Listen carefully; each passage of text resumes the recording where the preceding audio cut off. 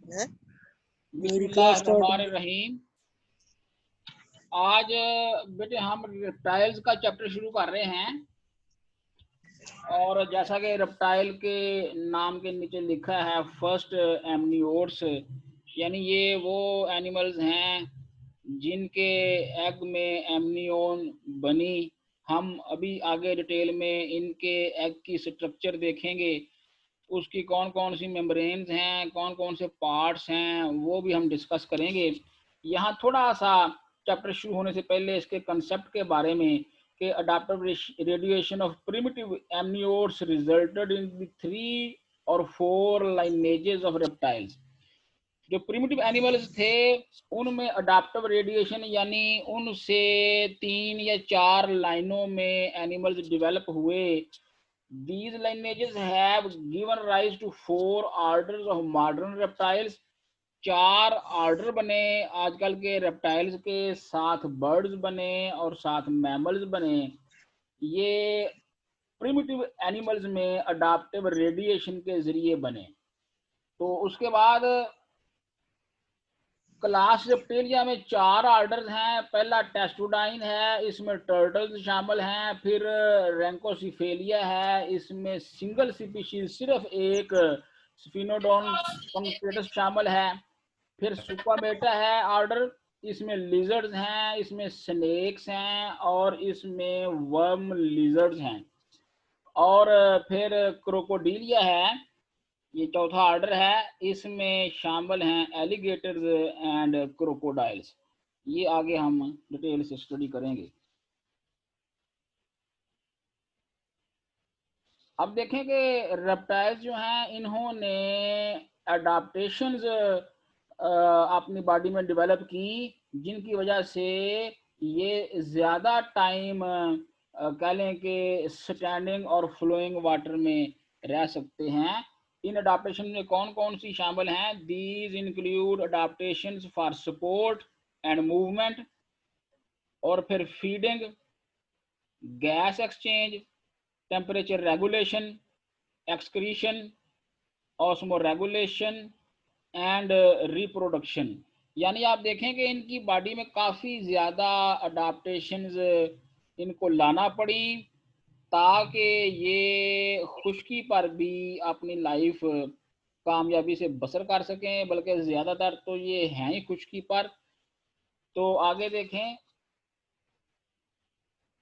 2 reptilian evolutionary lineages gave rise to 2 other vertebrate classes, aves and mammals। aves कहते हैं birds को, mammals आप जानते हैं। तो ये थोड़ा सा उसने बताया है कि असल में जो प्रिमिटिव एनिमल्स हैं वो आप जानते हैं कि सारे ही पानी में रहते थे।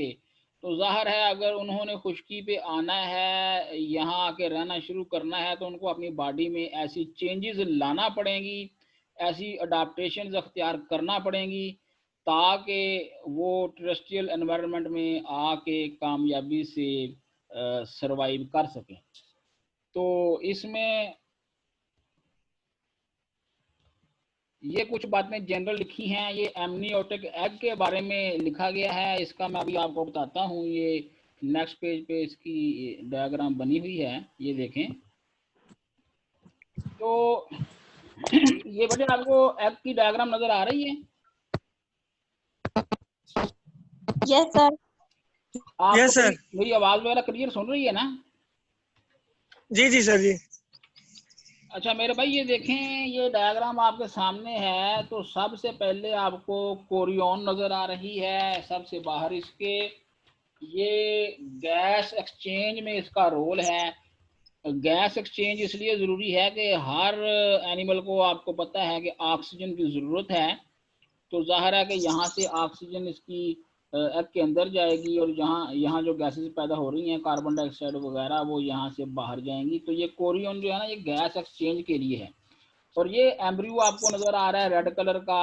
और फिर आप देखें कि ये एमनियन है, ये क्या करती है, इसमें एमनियोटिक फ्लूइड होता है। ये सारा जो है ना ब्लू कलर का, ये एमनियोटिक फ्लूइड जो है ना, ये डेवलपिंग एम्ब्रियो को बचाता है जर्क्स से, झटकों से। यानी आप कह लेंगे ये शॉक अब्जॉर्बर है।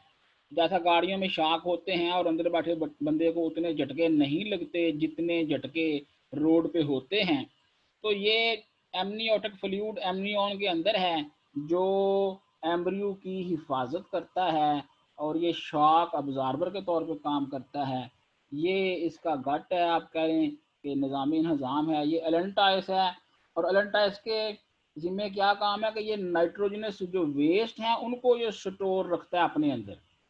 और ये यॉर्क सैक है, ये यॉर्क सैक जो है ये इसके अंदर न्यूट्रिएंट्स होते हैं जो डेवलपिंग एम्ब्रियो इस्तेमाल करता है। और फिर यॉर्क स्टॉक है। तो ये चंद 4-5-6 चीज़ें जो हैं ना, ये अच्छी तरह से समझें और ये हमेशा याद रखें। ये कुदरती तौर पे एक टेक्नोलॉजी है।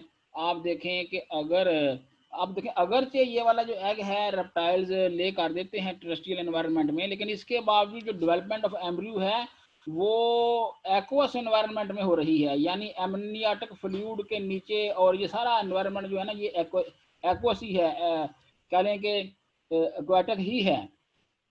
अदरवाइज जो एनिमल पानी में रहते हैं वो तो बराह रास्त एक्वाटिक एनवायरनमेंट में है, लेकिन ये वाला एम्ब्रियो एग के अंदर है। एग बेशक टेरेस्ट्रियल एनवायरनमेंट के ऊपर पड़ा हुआ हो, लेकिन ये जो डेवलपमेंट है ये एक्वाटिक एनवायरनमेंट में ही हो रही है। तो ये एग का बन जाना और साथ ये मेम्ब्रेन्स का बन जाना, एमनियन का बन जाना, ये बुनियाद बनी एनिमल्स की टेरेस्ट्रियल एनवायरनमेंट के ऊपर आके कामयाबी से सरवाइव करने की। तो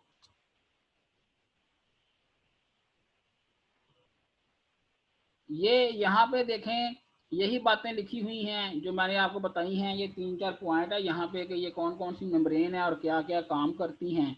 जैसा कि आखिर में लिखा है, allantois is a ventral outgrowth of the gut and stores nitrogenous waste. तो ये वही बातें जो मैंने आपको बताई हैं। तो इसके बाद जी सर। आगे चलता हूँ। जी सर। ये बेटे एक छोटी सी डायग्राम है, ये कह लें कि ये एमनियोटिक फाइलोजेनी के एमनियोन्स का अगर हम शजरा नसब देखें तो दिस क्लैडोग्राम, क्लैडोग्राम का मतलब आप समझते हैं?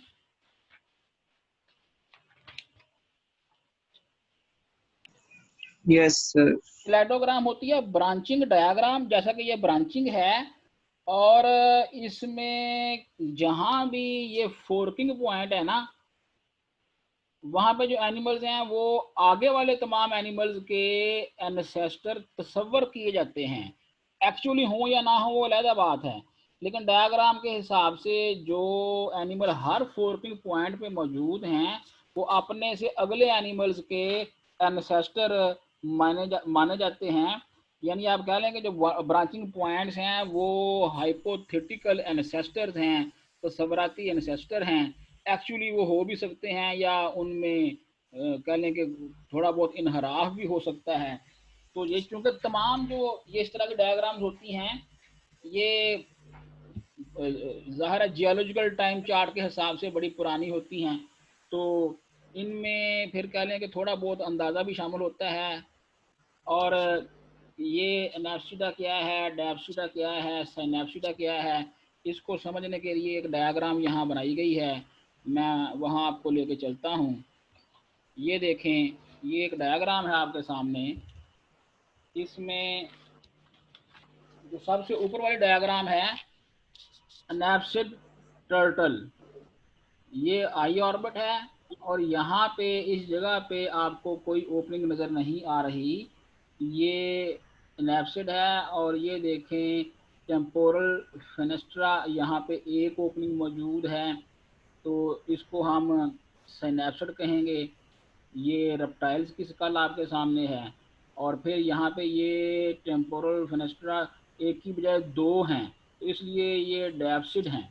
तो इस तरह से ये इनकी 3 कैटेगरीज हैं जो यहाँ बताई गई हैं। बाकी मेरे भाई ये एक डिटेल्ड डायग्राम है, इसको देख के भी आपने परेशान नहीं होना। इसमें देखें सीधी सी बात है कि लोअर जा, अपर जा, स्कल, और फिर ये सर्विकल वर्टिब्रा हैं, इसमें ये एस शेप्ड होते हैं।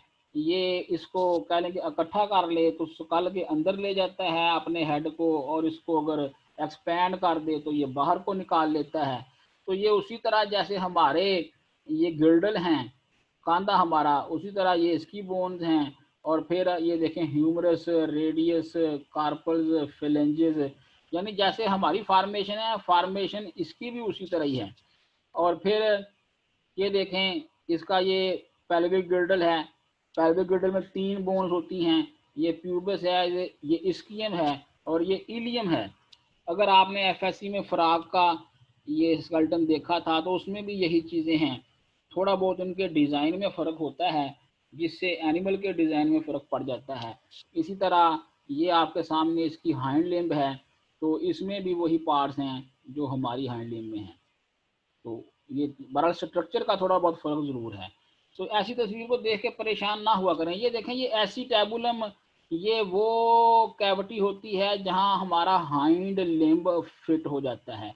ये कपनुमा, गेंदनुमा कैविटी होती है जहां ये कह लें कि जो है ना हमारा फीमर, इसका ये हेड फिट होता है। और इसी तरह ये ग्लीनाइड कैविटी है यहाँ पे, ये भी उसी तरह ही है जैसे ये नीचे एसिटैबुलम है। तो यहाँ भी इसका जो राउंडेड हेड है वो यहाँ कपनुमा स्ट्रक्चर होती है उसमें फिट होता है। ये फ्रीली मूव कर सकता है हर तरफ, जैसे हम अपने बाजू को हर तरफ घुमा सकते हैं। तो इसी तरह आगे ये ऑर्डर टेस्टुडाइन है। इसमें देखें कि dorsal portion of the shell is called carapace. जो टार्टाइज वगैरह हैं इनका जो ऊपर वाला डार्सल पोर्शन है उसको हम कैरापेस कहेंगे। और देखें कि ये किस तरह से बना हुआ है, ये फ्यूजन ऑफ वर्टिब्री से बना है। एक्सपेंडेड रिब्स हैं इसमें, bones in the dermis of skin, keratin covers the bone of carapace. Ventral portion का नाम इसमें प्लास्ट्रॉन है। और ये क्या कैसे बनता है, form bones, it form from bones of the pectoral girdle and dermal bones and keratin also covers it। तो ये इसकी फॉर्मेशन के बारे में इंफॉर्मेशन है। इस इंफॉर्मेशन ज़ाहिर है कि आपने ये अच्छी तरह से याद करनी होती है। तो इसमें और आगे इसमें लिखा हुआ है कि कितनी स्पीशीज़ हैं और ये कितने एग ले करते हैं, ये भी मैं आपको बताता हूँ। इनका जो लाइफ स्पैन है वो काफ़ी लॉन्ग है। Most reach sexual maturity after 7 to 8 year, यानी 7-8 साल तो इनको मेच्योर होने में लग जाते हैं। और ये आमतौर पे 14 ईयर या इससे ज़्यादा तक ज़िंदा रहते हैं। जो बड़े टार्टाइजेज हैं गैलापागोस आइलैंड में जहाँ डार्विन गए थे, वो तो कह लें कि 100 ईयर्स या इससे भी ज़्यादा तक ज़िंदा रहते हैं। ऑल टर्टल्स आर ओविपेरस, ये एग ले करते हैं। इनकी जो फीमेल्स हैं ये हाइंड लिम्स के ज़रिए एक्सकेवेट करती हैं, रेत को उखाड़ के घोंसला बनाती हैं, नेस्ट बनाती हैं सॉइल में। और फिर ये वहाँ पे क्लचेस ऑफ 5 to 100 एग्स, ये कह लें कि 50, 60, 70, 80, 90 या 100 तक ये एग्स ले करती हैं। ज़मीन के ऊपर रेतली ज़मीन होती है। तो फिर डेवलपमेंट जो है वो भी 4 हफ्ते तक वहाँ पे जारी रहती है। And the parent does not attend to the eggs during this time. यहाँ पे देखें, यहाँ कुछ बातें काम की हैं कि ये जो ये ऑर्डर टेस्टुडाइन के जो एनिमल हैं ये एग ले करते हैं आके साहली इलाकों पे, और ये इलाका हज़ारों स्क्वायर किलोमीटर पे मुश्तमिल होता है। और ये खुद भी लाखों की तादाद में फीमेल्स आती हैं और हर फीमेल वहाँ पे कह लें कि अप टू 100 तक एग्स ले करती हैं। तो इस तमाम ये इतने ज़्यादा एग्स और इतनी ज़्यादा फीमेल्स का एक ही साथ आना साहल पे, इसका मकसद ये होता है कि वहाँ पे अगर कुछ शिकारी बर्ड्स हैं, शिकारी मैमल्स हैं और कुछ इंसान भी वहाँ से एग्स ले जाते हैं खुद खाने के लिए या बेचने के लिए। तो इतने ज़्यादा एग्स का वहाँ मतलब ये होता है कि कुछ ना कुछ बच्चे तो निकल आएंगे और फिर वो कह लें कि अपने आप को पानी में ले जाएंगे और वहाँ वो सरवाइव करेंगे। अगर ये फीमेल्स इकट्ठे एक ही स्टेप पे वहाँ आने की बजाय वक्फे वक्फे से आएँ, तो इनके एग तो साथ साथ ही ख़त्म होते रहेंगे, क्योंकि वहाँ बेइंतहा शिकारी बर्ड्स हैं, इनको देख रहे होते हैं, वहाँ बेइंतहा शिकारी मैमल्स मौजूद होते हैं, वो भी इनको देख रहे होते हैं। तो जब सारे बच्चे भी इकट्ठे निकलते हैं, सारे एग्स भी ये इकट्ठे ले करते हैं, तो इसका फ़ायदा ये होता है कि इनकी जो है सर्वाइवल वो यकीनी रहती है। लेकिन आजकल जी अस्सलाम वालेकुम। जी वरना अच्छा अच्छा तो भी हाँ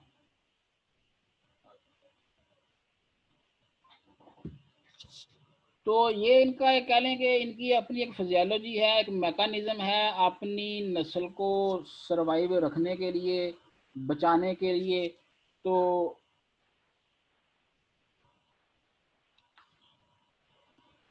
ये देखें ना लिखा हुआ है, turtle hunting and predation on young turtles and turtle nest by dogs and other animals have severely threatened some species in particular sea turtle that nest on certain beaches year after year. यानी इनकी नस्ल को बावजूद इस बात के कि ये इकट्ठे अगले करते हैं ख़तरा है, क्योंकि इनके प्रीडेटर ज़्यादा हैं, अब इंसान भी इसमें शामिल है। तो ये एक बड़ी अलार्मिंग सिचुएशन है कि ये एनिमल कहीं कह लें कि एंडेंजर्ड ना हो जाएं, एक्सटिंक्ट ना हो जाएं। तो इसके लिए इनको कंजर्व करने के लिए एरियाज़ को मुख्तस करना ज़रूरी है।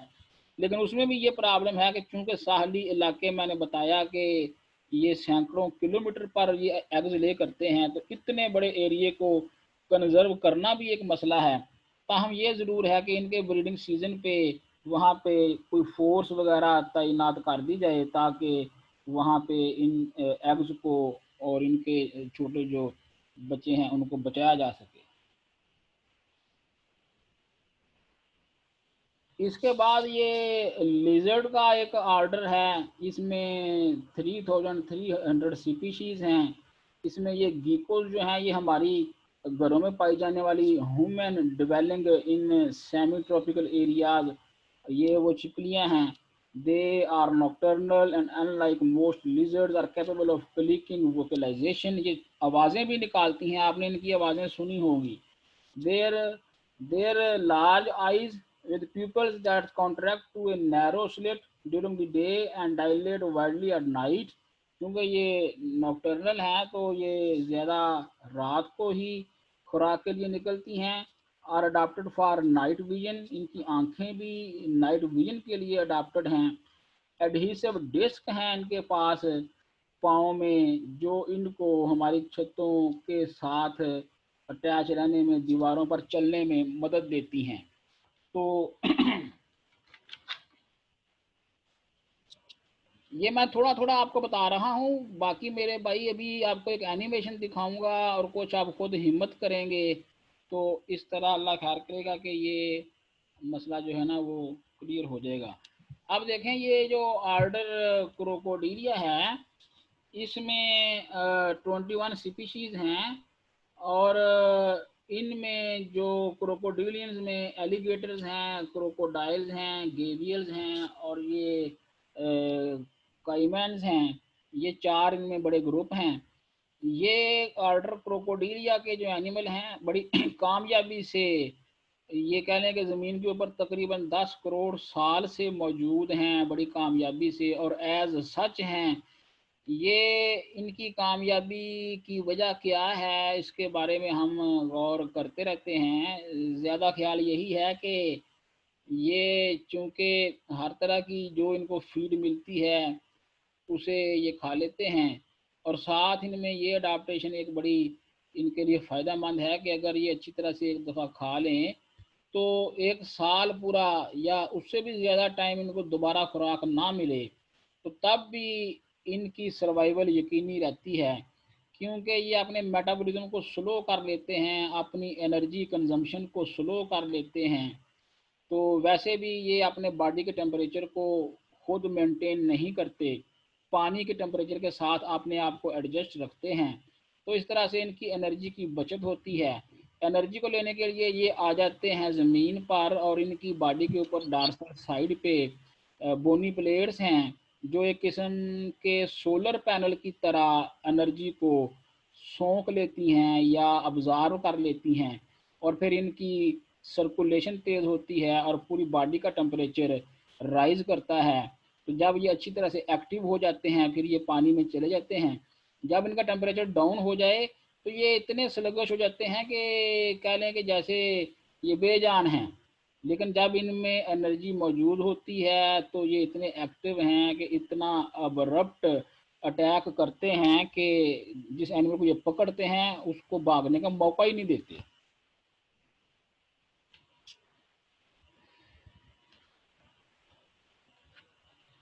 अच्छा बेटे, ये एक्सटर्नल स्ट्रक्चर एंड लोकोमोशन जो है ना, ये दूसरे लेक्चर में शुरू करेंगे।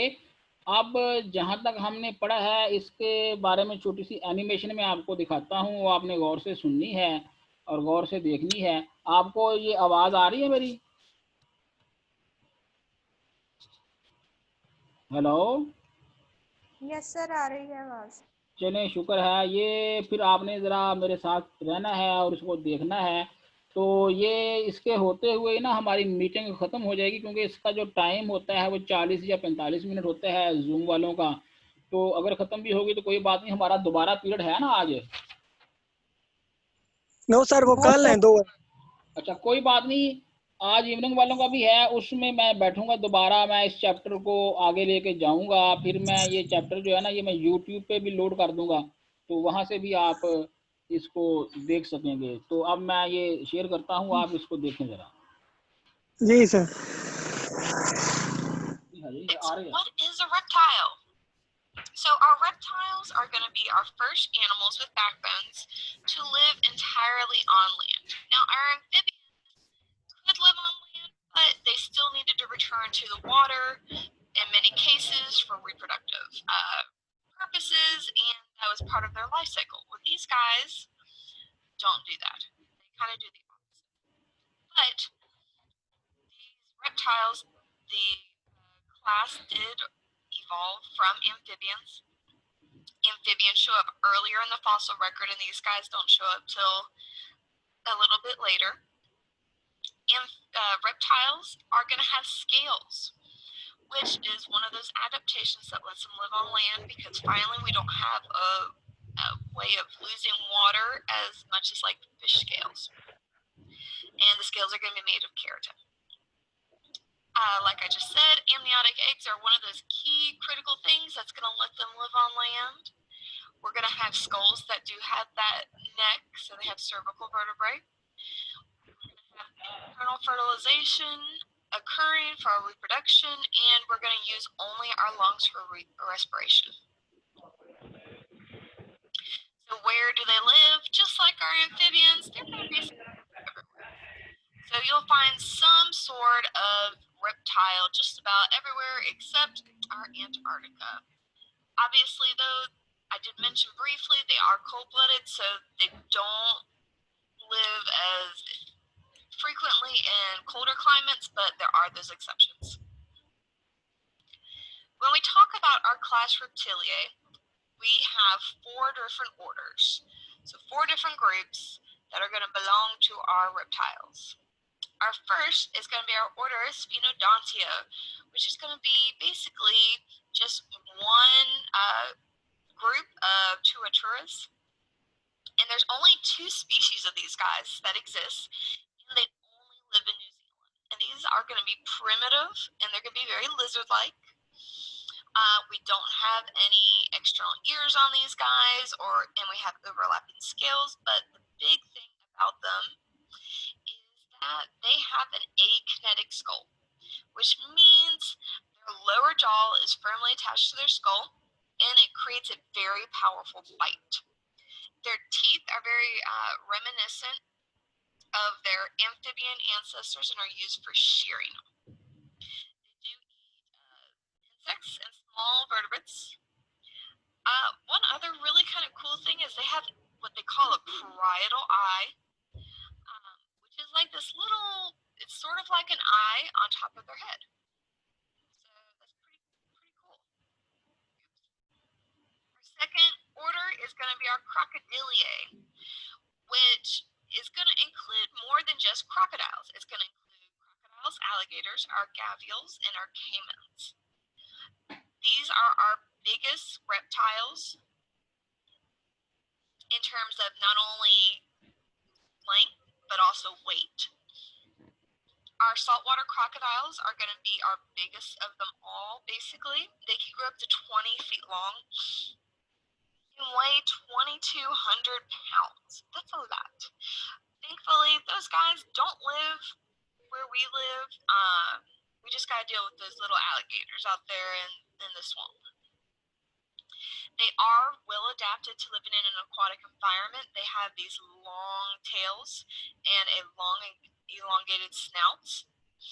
One really cool adaptation that they have is they have what's called a secondary palate in the mouth, which is bony, and what it does, it allows them to be able to open up their mouths underwater without drowning. We have four-chambered hearts, which we're going to get to in a minute about their circulatory system of reptiles, but we're just going to leave it at these. This order is the only one with 4 chambers. Our teeth are going to be used just for seizing prey. We're not going to chew prey. We actually swallow them whole. And one thing that alligators and crocodiles do is they'll actually swallow stones called gastroliths, and those allow them to actually help digest their food and break down these whole food, because a saltwater crocodile, you know, they're going to eat really big creatures. And crocodile like the Nile crocodile, is going to, or those are going to eat wildebeest and zebras. So if they eat those whole, they need a little extra help digesting them. They are going to have parental care of their young. So they're going to build nests, and then after the baby crocodiles and alligators are born, they'll actually take care of those babies. In some cases, they'll actually even carry them around in their mouths until they get too big. So they like to take care of their babies. So one question that comes up a lot is, well, what's the difference between a crocodile and an alligator? I mean, they look the same. Aren't they the same kind of things? They just live in different places?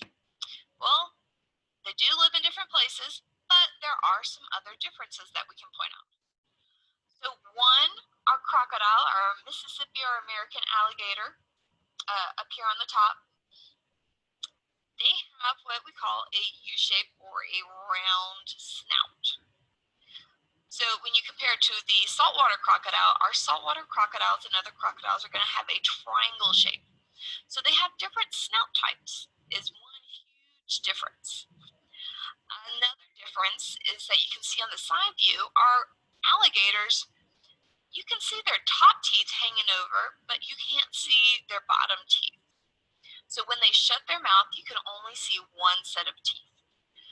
Contrarily, our crocodiles, you have a very toothy grin, so you can see both the upper and lower jaw teeth. And especially this fourth tooth right here is very prominent in all our crocodiles. Typically, our alligators are going to be only found in freshwater areas or brackish water, and crocodiles can be found in brackish or in salt water. So their coloration also depends on where they live. Alligators typically are grayish and blackish, while our crocodiles are more olive and tans. And that makes sense. Like with our Nile crocodile, it lives in a deserty area, so they gotta be. Our turtles, just going to the difference between what those two are, turtles can be in land and water, and their shells are going to be smooth and streamlined. And especially our sea turtles who live totally in water, they're actually going to have flippers instead of limbs. Well, their flippers act as though they're limbs. And your typical tortoise that you think of is your Galapagos tortoise. They only live on land, so they don't go into the water at all. And they have a higher dome shell, which is a defense of the shell. That shell is very specific to our turtles and tortoises in our reptile group. They're going to have this outer surface. The top part is called a carapace, and at the bottom, our ventral area, is going to be the plastron. And those vertebrae are fused to the carapace. So unlike cartoons that you may see, turtles cannot go in, escape their shells completely. Remember when we talked about hermit crabs, when we talked about invertebrates, when they grow too big, they just go and find a new shell. That doesn't happen here. Our turtles and tortoises, their shells will grow with them. So they're always going to have the same shell for evers and evers. And they have specially designed cervical or neck vertebrates that will actually allow the turtles to be able to pull their necks into their shell to protect their heads, because the head is kind of important. You can live without, one of your limbs, but you can't live without your head for these guys. They can have long lifespans. There are some tortoises out there in the Galapagos that are older than most people are, alive. You have the same tortoise being pictured in 1918 that is still alive today in 2000. Next and last order is going to be our order Squamata, which actually has two suborders. We have a suborder Sauria, which are going to be our lizards, and then we have a suborder Serpentes. So both these guys have kinetic skulls, which helps reduce the risk of fracture when they bite something and help with their feeding. So their jaws aren't as attached to their skulls as we see with our Tuaturas. And that allows them, you've heard of a snake that can actually unhinge its jaw to be able to swallow a bigger prey whole than what its mouth is actually normally sized. So that's what that kinetic skull allows it to do. But here's the difference between these two suborders. Our lizards, obviously, most of them are going to have two pairs of limbs. So we're going to have legs. We do have some legless lizards, which scare the heck out of you when you're walking and you think you're about to step on a snake and it's a lizard. They kind of will scare you. They have eyelids and external ear openings. So it's kind of hard to see, but this guy right here, you can see he has this little hole in his head. That's not a hole that he got hurt, that's his ear. He doesn't have a external ear like we have external ears, he just has the hole. Snakes, they don't have external ears and they don't have eyelids. But that's about the two big differences between the two. Picture time, of course, because you guys know I'm crazy and I will go and capture things. This guy I captured last week, actually. Just a little Anolia lizard. Most of the time they're green, but sometimes they can be brown. You notice we got our limbs that are well adapted for crawling on the side of buildings where I caught this guy. We have toenails that allow, because they like to burrow sometimes and dig. We don't have teeth like our crocodile, but we have a different kind of version. You can't really see, but I think this is right here. Here's जी CR साहब बैठे हुए हैं. Hello. Yes sir, बैठे हुए हैं. अच्छा बेटे, को थोड़ा बहुत अंदाजा हो गया कि कोई नहीं? यस सर, हो गया अंदाजा. सर हो गया. ये बेटे अपना मैंने कहा ना कि थोड़ी बहुत हिम्मत आप खुद भी करें. तो जब आप खुद हिम्मत करेंगे, हो सकता है किसी बात की आपको समझ ना आए, तो अंडरलाइन किया करें, वो मुझसे फिर पूछा करें, तो फिर हम उसको ज़रा अच्छी तरह से कर सकते हैं. ज़रूरी नहीं है कि हमारी जिस दिन क्लास है उसी दिन बैठे. आजकल तो आप भी घर में हैं, मैं भी घर में हूँ. हम जब आप कहेंगे दोबारा भी बैठ सकते हैं, टाइम टेबल के अलावा भी. क्या ख्याल है आपका? ठीक है सर, सही बात है. ये बड़े आसानी से हमारा सिलेबस इंशाल्लाह खत्म होगा और इसकी स्पीड वगैरह ठीक जा रही है, तो अल्लाह खैर करेगा। अभी 15 जुलाई तक आपकी ये क्लासें जारी रहेंगी, तो ये आराम से ख़त्म हो जाएगा। प्रैक्टिकल्स भी हमारे क्लियर हैं, उसमें भी अगर आपको कोई दिक्कत आए तो वो बताएं, वो भी हम रिवाइज करेंगे, या जैसे भी आप कहेंगे वो भी ठीक ठाक हो जाएंगे, ठीक है ना। तो किसी ने कोई बात करनी है, कोई क्वेश्चन वगैरह है किसी का? सर जूम पे अटेंडेंस नहीं लगी। तो बेटे अपना गूगल क्लासरूम पे लगाया ना अटेंडेंस, मैंने कहा तो है कि वहाँ लगाया करें। वहाँ लगा दिया, वहाँ लगा दिया। इधर भी अपना रिकॉर्ड तो हो जाती है, वो जरा इधर देखना जरा मुश्किल होती है, उधर जरा आसान है। वो मेरे मोबाइल पे है, ये मेरे लैपटॉप पे है, बस ये फर्क है। ठीक है सर। तो बेटे और कोई बात करनी है किसी ने?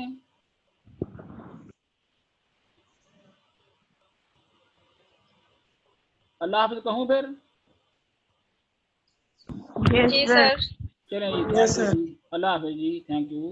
अल्लाह हाफिज़।